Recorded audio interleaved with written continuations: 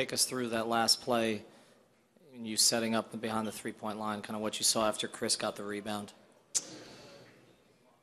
Well, Bron took the shot, and I knew we had time. I had to go. I went into the paint to try and get the ball and make something happen. At that point, you know, there's no guarantee who's going to get the ball or what may happen. And when I seen CB get the ball, I just backpedaled right to the three-point line, and I was hoping I was where I needed to be, but I wasn't quite sure. But, you know, just from years of shooting, it just, you know, I got to my spot. Michael over here.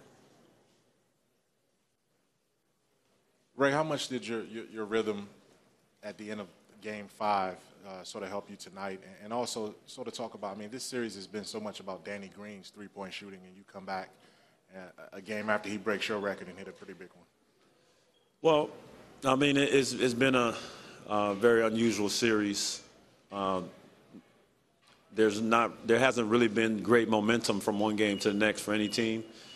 And, you know, for us shooting-wise, between myself and Mike, we've been in a great rhythm.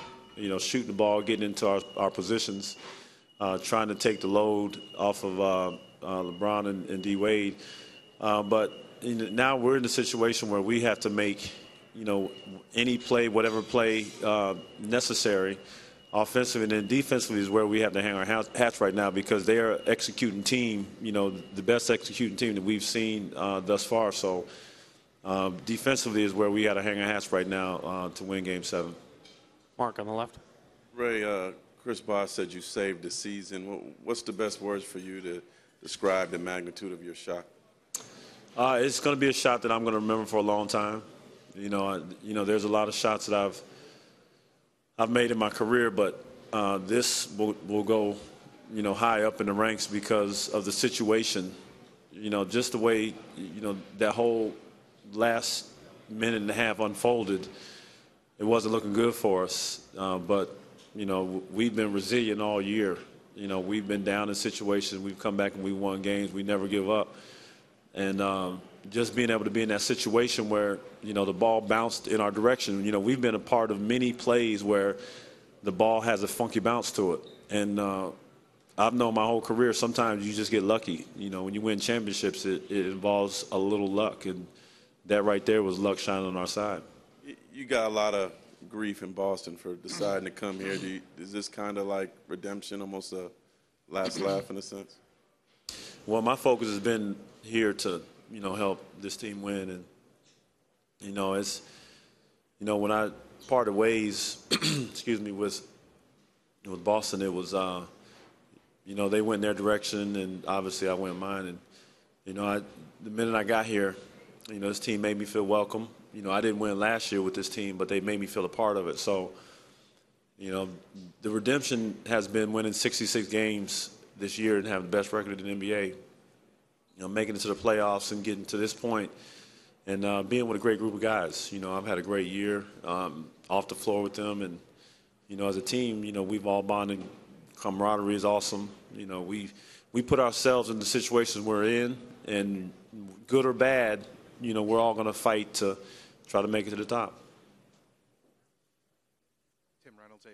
Ray in front of you. Two questions, if I can. One, when you caught that pass from Chris, LeBron was at the top of the key screaming. Did you ever consider kicking it out? Did you even see him? I didn't think so. No. Had to ask. Even for someone whose work ethic is as storied as yours is.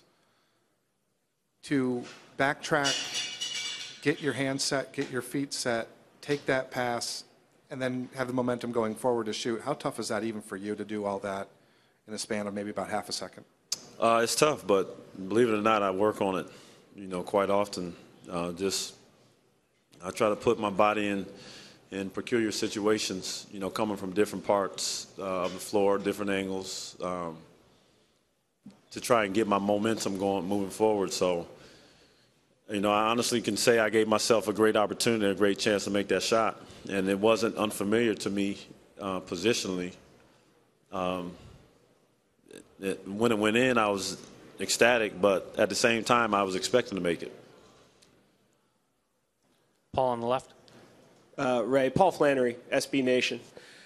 We've talked a lot over the years about your process in that kind of a situation. I mean, you don't aim on that kind of shot. Just can you take us through, what, your sort of mental checklist as that play is unfolding on a broken play like that? Really, it's, whether CB threw me the ball or not, I had to get myself in a position where I was ready. So once the ball came off the rim, I just knew get to the three-point line. We needed 3. We don't, 2 points isn't going to cut it. So, my mental checklist is really to have my legs ready and underneath me.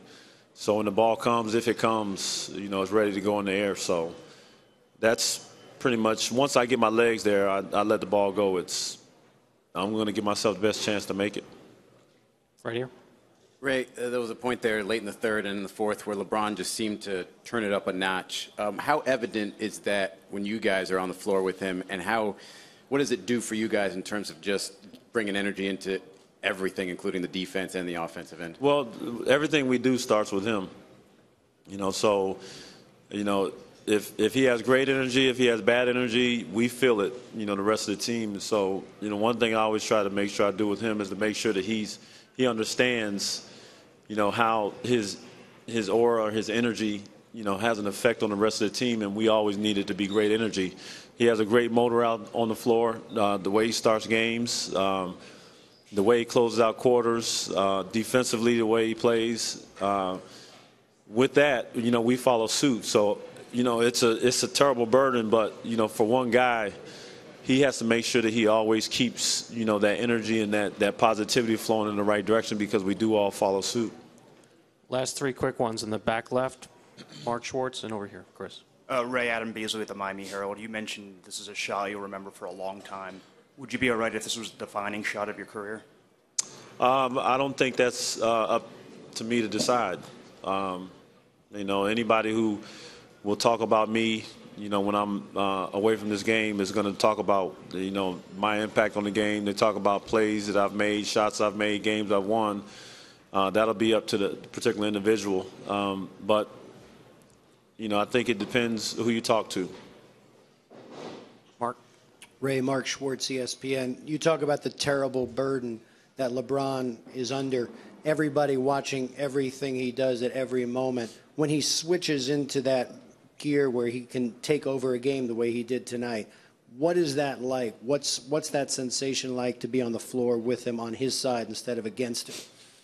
He just plays with great force. There's so many times he's attacking the basket, and I told him one time, when you attack so hard, I think you put the referees in a bad situation, because they don't know whether you're creating the force or if somebody else is fouling you. So, when you see that momentum going, you just see everybody feed into what he's doing, and we just take off and run, because, he's impossible to get in front of, he's impossible to stop, and he's so athletic. So, for us, we just have to just follow suit and make sure that we do our jobs. Chris, last one right here. Chris Thomason, FoxSports.com. Ray, you were part of the last Game 7 in the NBA Finals. How tough is it for teams to win on the road? Nobody's won on the road in the Finals in a Game 7 since 1978. And how great does it feel to be on the home side now? It definitely feels incredible. The last Game 7 I was a part of, you felt there was just a thickness in the air, where everything seemed like it was against you. We even had a lead coming into the fourth quarter, and we just ran out of gas. And that's where, when you play in front of your home building, it just gives you so much momentum. And that's what happened tonight, playing in front of our fans. They gave us that momentum and that energy coming down the fourth quarter. And we're going to look to feed off that same energy, in Game 7. And, we got to have a great start. We got to end our quarters well, and definitely come with that mindset.